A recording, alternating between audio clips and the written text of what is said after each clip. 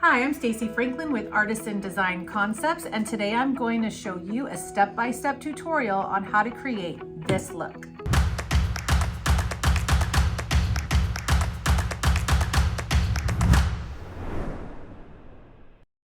This is a rock edge surface that I have pre-fogged with dark walnut, leather brown, bright gold, and dark bronze spray paint. I like to bag the rock edge because it really makes it look realistic, and I'm going to show you how I do that. I'm going to use Art Coat by Stone Coat Countertops, and I do 8 ounces per square foot, and I'll show you every step along the way.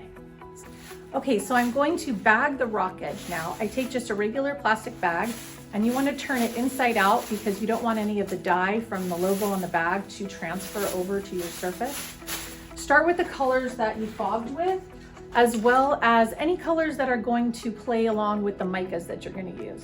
So I typically bunch up my bag like this, shake the spray paint, just put a little on there, like so, squish it up, and here's how I bag. So I'm just like a sponge, right? You've seen sponge painting? I'm pushing it into the nooks and crannies of the rock edge. Because when the color flows over, you don't see a lot of the fogged area, but you will see the darker spray painted areas if you do what I'm telling you to do here. So I just bag it along the way, and then I kind of slap it in. Because it's not supposed to look perfect, you just want it to blend nicely, and you're going to do the same process. Normally I'd go all the way around the counter, but just to show you, I just do this section. You're gonna do the same process with every single color and just lay them on top of one another. You can use a little less or more of certain colors, depending. Like this bright gold I don't go crazy on because I don't want that to be a key feature, but it really adds a nice look when the epoxy goes over. Now I've got leather brown, so I started off with dark bronze.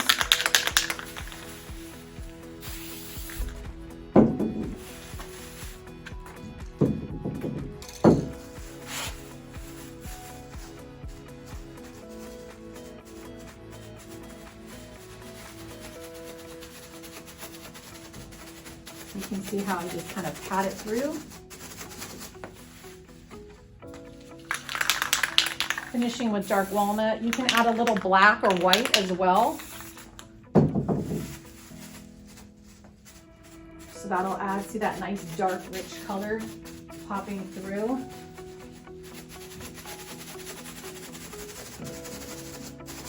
So kind of slapping it on there allows it to look more natural. Stand back, take a look, add where you think it needs it. And let's give you a close-up. I like to add a little bit of white.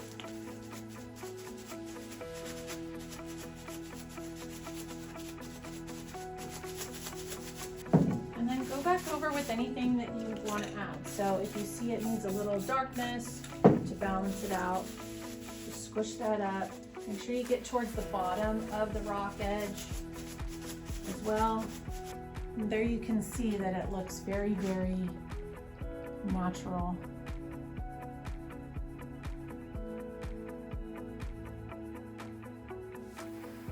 And then just continue to do this process all the way around the counter, and then get started. Okay, so I finished bagging my edges.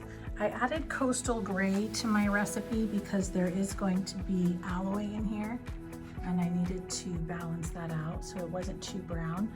But this is what it looks like before the epoxy.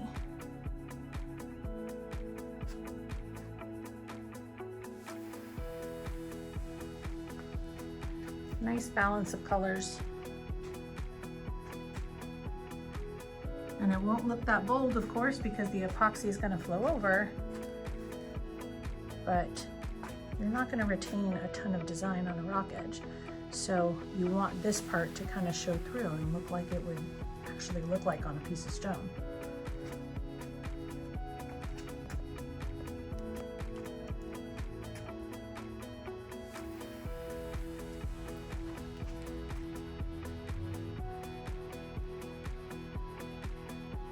And now I'm going to dry wipe everything and tape my edges. Okay, when you tape an edge of a rock edge, it really is important to use strong tape, push it into the nooks and crannies of the rock edge, and then reinforce it if you're doing an exotic pour. It has a tendency to pull away and fail and break away too early, and then your design will not hold. So I usually start with green tape, and I'm going to kind of put it halfway up my rock edge and really push it in. And then I like to reinforce it with Tyvek tape and wrap it underneath the counter that also doesn't have any spray paint. So that's another reason why it sometimes fails, is because there's spray paint behind it and it's just not as tight of a seal. So let's get started doing that.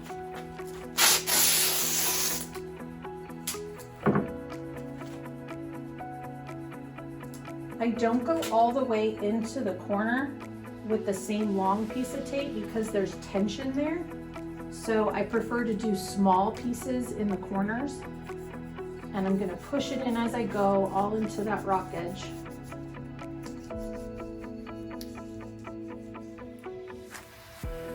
So what I mean on the corner, I use a smaller piece and I really push it into that corner. And I don't want the tension from this other piece trying to pull it off. So I don't care how low this goes, so I'm gonna go right on top of it. I do that sometimes around the corner edges as well.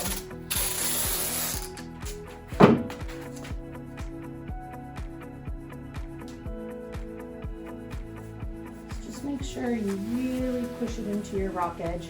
Now, if you don't have Tyvek tape, you can use just another layer of green tape. Just make it go underneath the counter so it has something to anchor to. So I'm gonna do this all the way around and get started. Okay, after 20 minutes of mixing all my colors, I'm ready to get started on the pour. This is 20 square feet, and so I have 20 ounces of metallic white mica in this mixture, and I'm using this whole bucket as my skim coat. So I usually do about 1 ounce per square foot, and this just helps your material once you start pouring out your exotic pour buckets. It helps it move.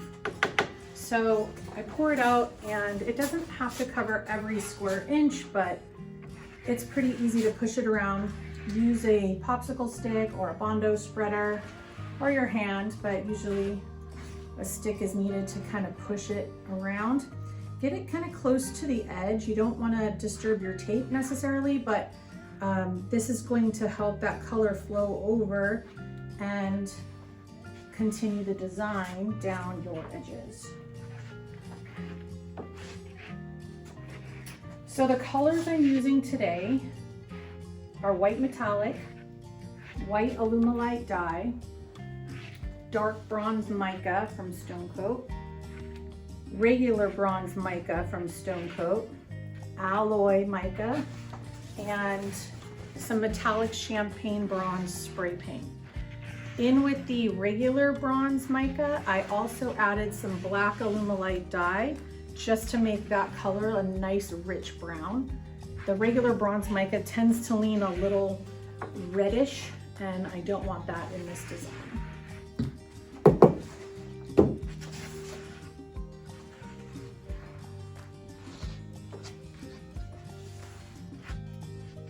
You can do this skim coat with any color you want. You can make it completely opaque in order to not see your background. But for me, I leave it transparent for the most part, only because I want to see some of the undertones and not affect what color it becomes underneath there. So I'm just using it as something to coat it, and really doesn't matter to me which color it starts with. Now, sometimes I use a really pigmented white or white alumilite dye, and I do that because I want that to be my primary base and I don't want anything showing through. So it's just a judgment call on your preference. And I'll rub it towards my edges just to make sure that they're coated. So when I pour my buckets out, it'll flow and move to the edge, and I won't end up with a bunch of dry spots that I have to then tend to.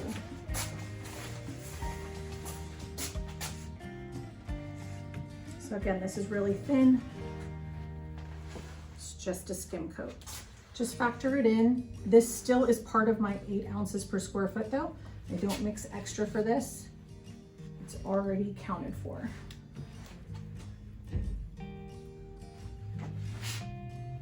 All right, I'm gonna start mixing up my exotic pour buckets here. And I'm gonna do several versions. Some will have more dark than the others. That way there's variety when I actually pour them out. So I'm just gonna start with only, I think, 3 buckets and move on. These are 32 ounce buckets. Gives me a lot more control than if I tried to pour it in a big bucket. And I even have some smaller cups that I'll do really small cups of the exotic pour, really thin layers, so that way I can have some detail in there as well.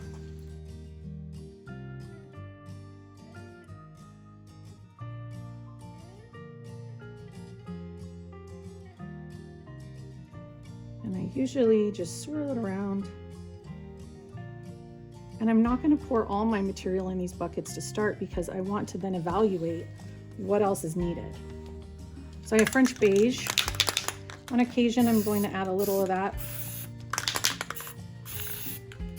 just for a nice warm tone.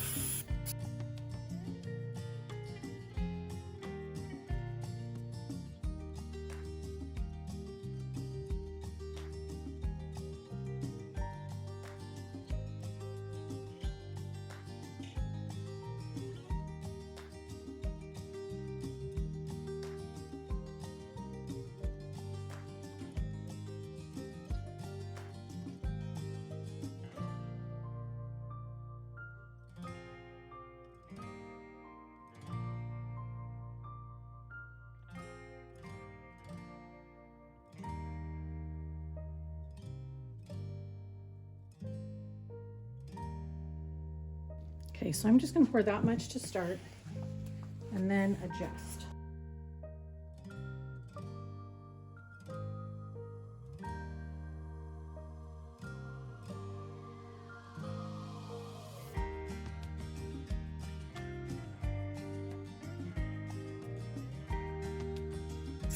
I'm going to pour put a little of that white spray paint in there as I layer in.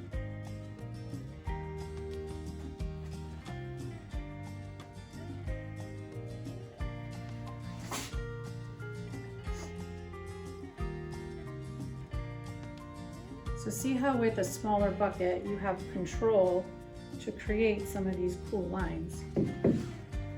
And then I pretty much know I need some lightness in between. So I know I'm going to vary how far apart I do these sections because this has some darker color in it, and then work my way to my white colors. Has some nice darkness in there.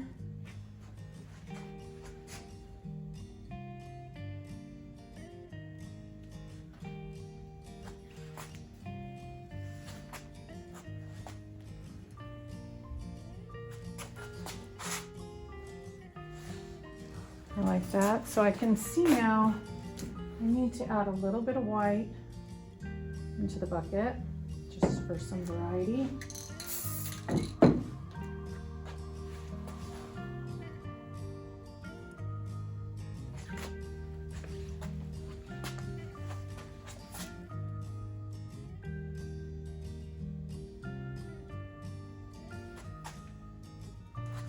As I come to the end of the bucket, I'm going to have a lot of that white metallic, which is nice to break this up.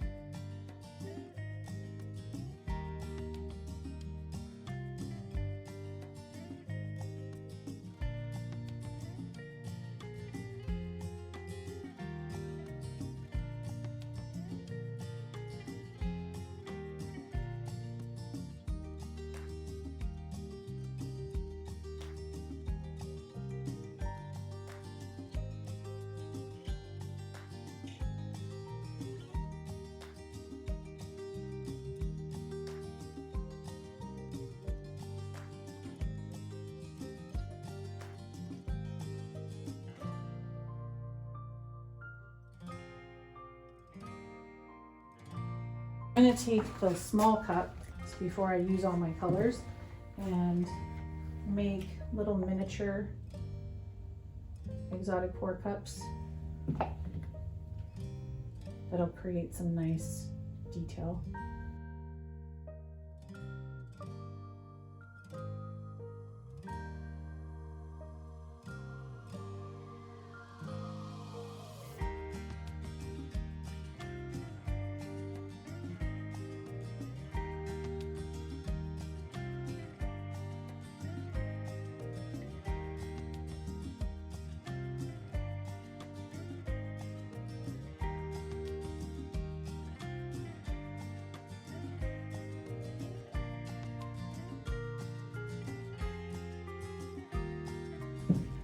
And I'm just going to give it one little half stir. I'll top it off with a little bit of olive. So because this is a light cup, I can separate out some areas that I really wanted to have some lightness between.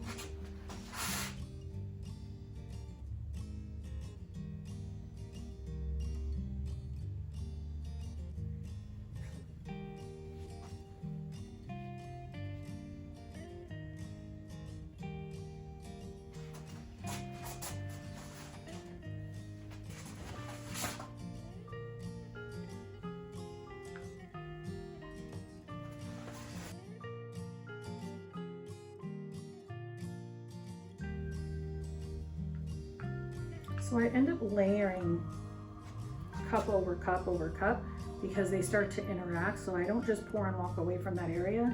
I add to it where I think it needs something. So like, even though I like the white and silvery spots, there's some warmth that's needed in each of that area. So I'll continue to kind of add depth and dimension as I go and just fill it in.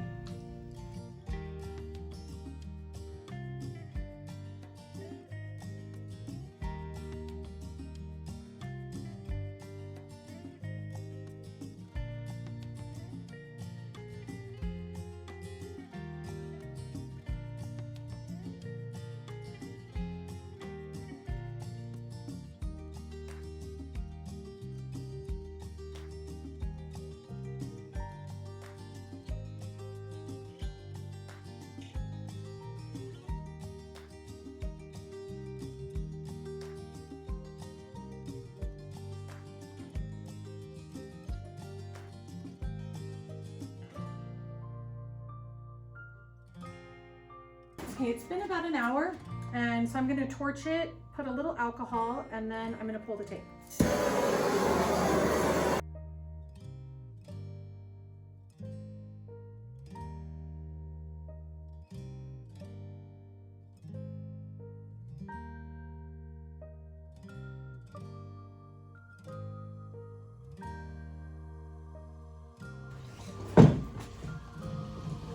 Okay. Usually I do big droplets, but for this type of design, I just want a little bit here and there. So I'm just doing some really fine drops.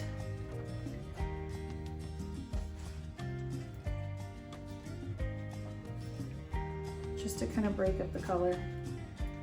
I might do a couple big ones in the darker sections here.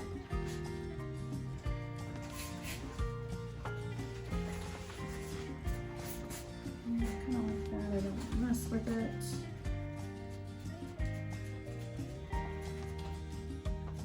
That's all. The rest I want to leave alone.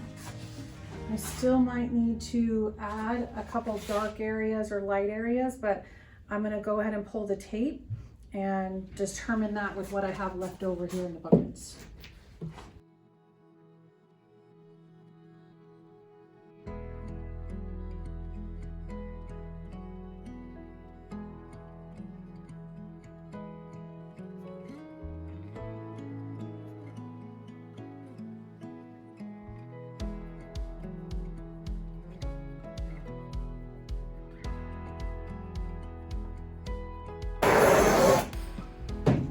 Torching the edges allows it to flow over a little bit.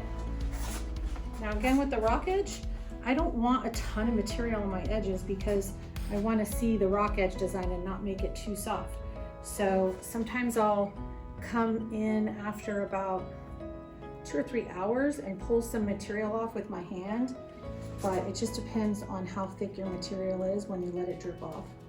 Take your fingers, any of the drop or the rock edge that is exposed that epoxy hasn't touched, definitely you want to push it into that edge and not have it stay dry.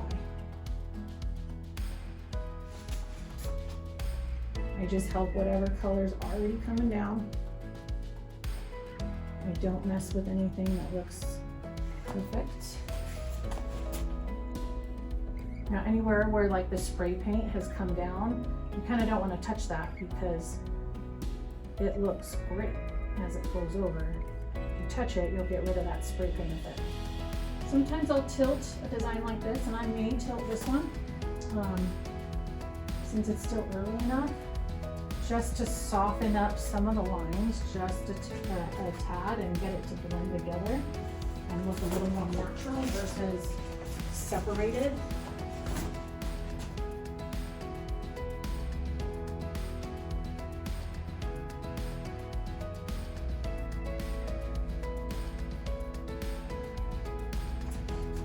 So this isn't even mixed with anything, it's just metallic white, just to separate and give a little brightness, I think, to this side.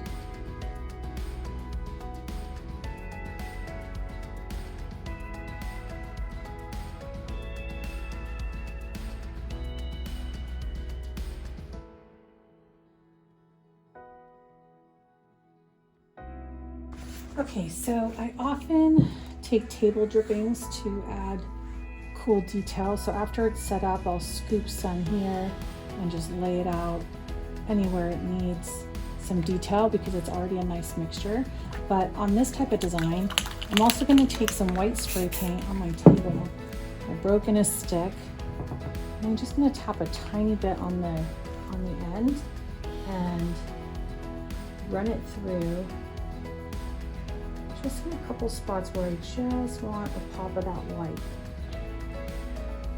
to make it look more like stone, and the fractures coming through, really tiny lines. Now you have to wait till your epoxy sets up a bit, otherwise if you do this, it'll just move too much and you'll lose it. But at the same time, it does look natural as it starts to move. So I'm going to go around and add some of this white in just a couple areas. And it's a very light touch. Make sure to bring it down your edge.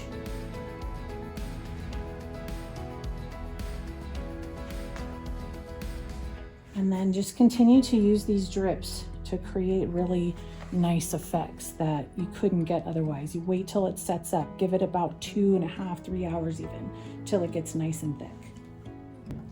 Now what you can remember on this design is if you want it to be lighter, just do a couple bigger bands of color. I really like the front edge, how it has a little more of the lighter tone. And so I may still add a little bit through here just to lighten it up, but overall I'm really happy with the way this turned out.